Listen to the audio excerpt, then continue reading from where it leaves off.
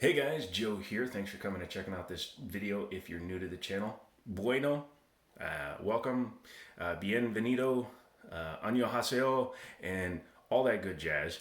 And also subscribe, subscribo, el subscribe, get sub dude, and all that good stuff, as well as use links and join all that good jazz because you guys are what makes this channel tick. Almost 6,000 subs. It's like 59, blah, blah, blah, 30, 40, 80, I don't know.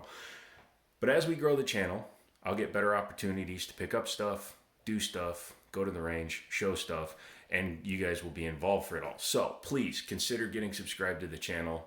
I do make a little bit of fun about it because this isn't what I do for a living. It's what I do for fun. It's just kind of become my life because I can't work full time.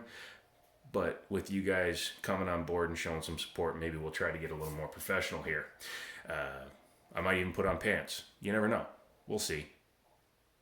This story involves Liberty Arms, the gun store that I actually helped my buddy set up. They did all the financial stuff. I just did the hard work of, putting stuff out and all that good stuff. Hold on a second. My apologies. The sneeze attack was real. Anyway, we started that business up and I started buying some firearms. Over the last 2.5 years, 3 years, I've purchased many firearms. Some firearms I keep coming back to, things like my 1911s. I don't have it sitting here at the table because I'm an idiot and forgot to bring it. But I've also picked up a variety of the CKs, or, it's Glock. If you know what that is, put it in the comments. But anyways, over the last few months, 2 months I believe to be exact, I've gone through two that you know of, Glock pistols. I started with the Glock 19, and I'll try to remember to put a card up there so you can check it out, that I customized. I threw custom slide, Wilson Combat barrel, all kinds of parts on it. Liked it, shot fine, sold it to Daniel, my shooting buddy, because he wanted something that was smaller than his 509, better capacity than his 48, and that fit the bill. So I sold that to him. I bought a 1911. Well, then I was able I was able to cream pie this. That's not good sounding. Take that back. But I was able to buy this CMMG Banshee, which I've made modifications to, different handguard. I reinstalled the Romeo 5 sight, and I added canted sights because these don't work well on my AR rifle, but they work great on a close quarters style firearm, and they're all zeroed in. So very good, very, very, very nice firearm. It's the most expensive firearm I've bought yet, at least in terms of what I've paid. I've had more expensive firearms, but I don't ever pay what I've paid for that. But in doing so, I needed or wanted a firearm with compatibility. I keep saying capability, but compatibility with the Banshee, which is chambered in 9x19 and uses Glock mags. So I bought a Glock 17. You just saw that last week. It's gone because I went down to the shop today and this box was on the shelf. Again with that. So, put it in the comments. I'm sure some of you know exactly what that is. Here's a little bit of a tip. If you do any sort of law enforcement, you should know that. Anyways, what it is this guy. This is the opposite end of the spectrum from a Glock 19. This is a Glock 34. This is the long slide 9mm. It kind of took over in popularity from the 17L.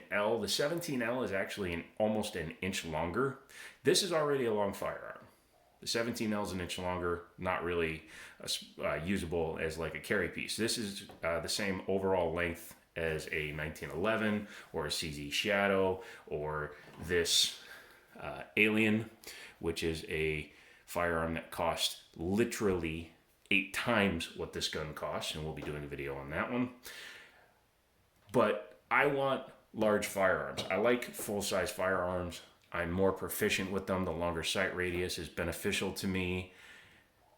I don't think Glocks are the prettiest guns in the world, but they're also not the ugliest. And then with the 34, you get a little bit of slide extension past the frame, so it actually has a little bit more styling to it. So I went ahead and traded my 17 in towards this. And this had a weird Glock optic plate that used the rear cut for the sights. I didn't really care for that, so I went ahead and let them keep the red dot that was on it, and I put my Ameriglow night sights on here. I'm very efficient and effective, not very literal. I can't word right now. My brain dumb has it, but I'm really good with this sight picture. I like it. Almost blacked out rear, because those are night sights, and a high vis front. Yeah. But overall, you get Glock quality with a little bit more flexibility of use, so competition, duty style, whatever you want to do with it.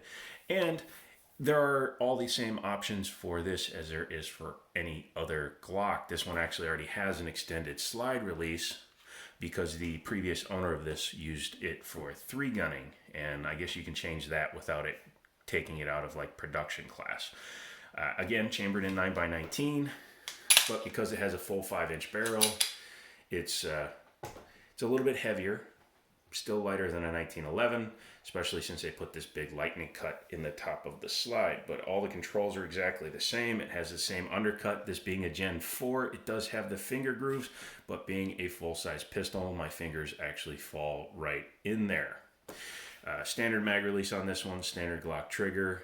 No back straps on this one. I've learned or noticed that when I go into a fuller size pistol, the 17 and this one, that I prefer a slightly thinner front to back profile, and the back straps don't replace what's already on it, they add to it, so I'm going to forego that. Plus, I'm planning, if I can manage to keep this without trading it for another Glock, although I can't think of one I would want, but I'm planning on sending this out and having some accelerator cuts put in it and then some stippling put on there, and I may actually have him remove the finger grooves, so keep your eyes open for that. Overall, again, it's very much a Glock. You do have this hole on the bottom because of the extended slide. You need to be able to get to that front sight screw. We'll take a look at that when we take the gun apart.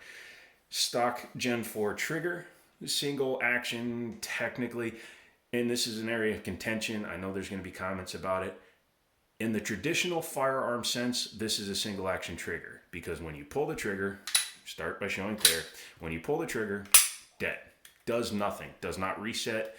This is a dead gun without a round being chambered into it. The reason why people call this a double action is because Mr. Glock, Mr. Shovelmaker, said it was a double action because when you pull the trigger, it pulls the striker the rest of the way and then releases it forward. So technically, it's doing two things, but that's more a function of the fire control group rather than the trigger. So other striker fired guns, this is one. This one technically is a double action striker fired gun, and as you can see, you have to pull it to do all of the functions. Make sure to show you it's clear. But yeah, it sets the striker and you have double strike capabilities, but when you rack it, the gun then goes into a single action. So that is what a double to single action actually is. We'll be doing a video on that one. This is just a straight single action with modified double action functionality of the fire control group. How's that for too much information? Overall, feels like any Glock trigger, and it's getting changed right away. I just forgot to bring the trigger home, but as you can hear, it's plastic. It doesn't feel incredible.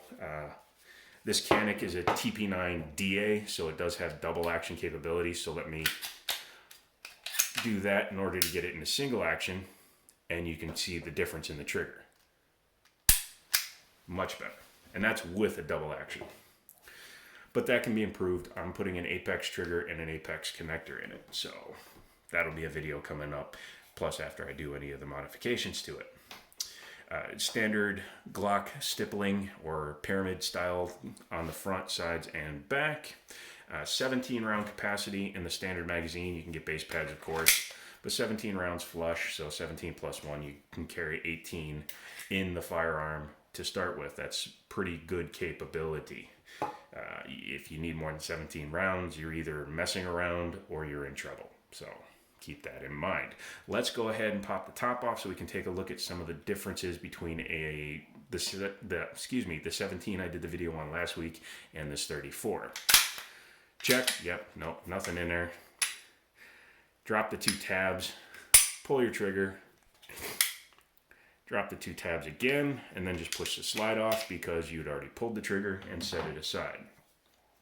From here back, this is just your standard old Glock. You have your striker tube, drop safety, striker, which gets pulled by the trigger when you pull it, and then your striker plate. Here's where there's a little bit of a difference. Believe it or not, this is shorter than the guide rod in a Gen 517. I thought that was kind of funny, but as you can see, it's also a triple nested spring. So you have this spring on the outside, the large spring on the outside, and then another spring inset into the larger cylinder for the primary spring, I guess we'll call it. Barrel comes out just like any other Glock, and that is a long barrel. Aids in speed because it gives a little bit more time for the cartridge to burn the gunpowder and get more velocity out of the gun, which could increase both the spin rate, increasing accuracy, and speed, which also increases accuracy.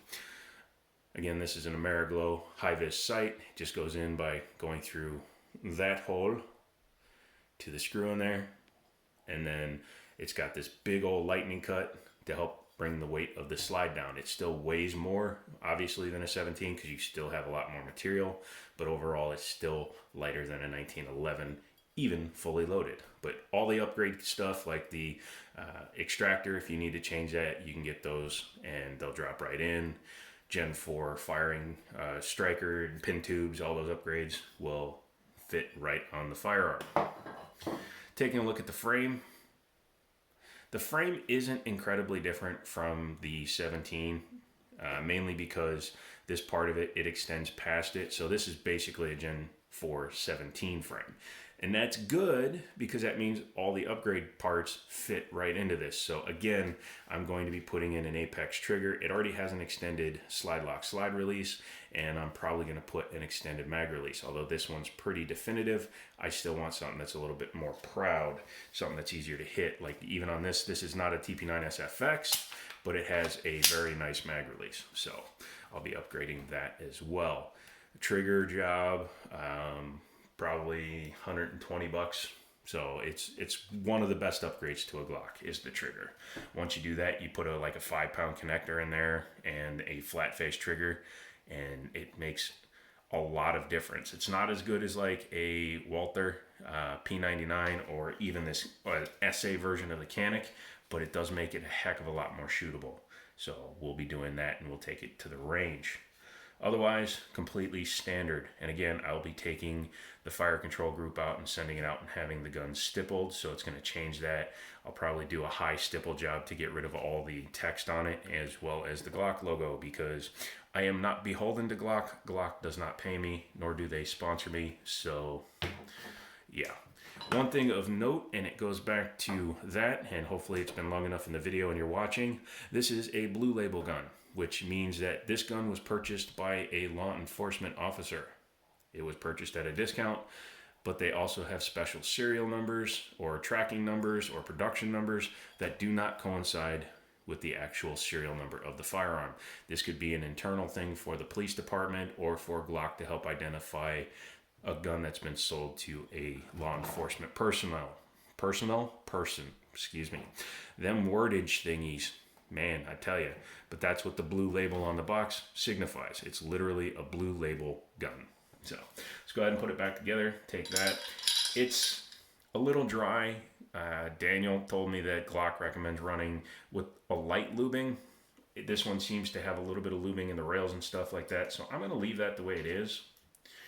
And then we will see how she acts. If it needs more lube, then more lube she shall receive. And then you just take your slide, your frame, do that, bring it back. And your pew-pew can now pew-pew. So why did I go to the Glock 34? Number one, I haven't owned one. Number two, it's the same size as a 1911, roughly. Don't need the comments. No, it's thicker and it weighs less. Yes, I know all that. Shush with you. And it's something that feels good in my hand because with my big old gorilla-sized hands, when I'm holding the gun like this, it doesn't look that big to me. So, Would I recommend a 34 to everyone? No. Many people will be happy with a 17. If you're looking to carry, most people will be happy with a 19. I like the bigger guns. I'm more accurate with the bigger guns. And I'm going to continue to get what is good for me. If you want to see what's good for you, contact Liberty Arms. Right now they got like 200 guns in stock. Thankfully, they've been able to get more guns. Thankfully, they have great deals. They don't overcharge for their firearms, even though they could because of the whole pandemic and everything else that was been going on, if you're reading between my really bad nerve damaged air quotes. So call them up, tell them, hey, look, I want a Glock. Why don't you sell me Joe's old 17?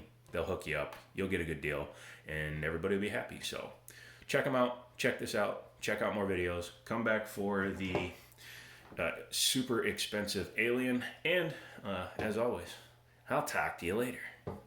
Or maybe I won't, but you'll hear from me later. And bananas.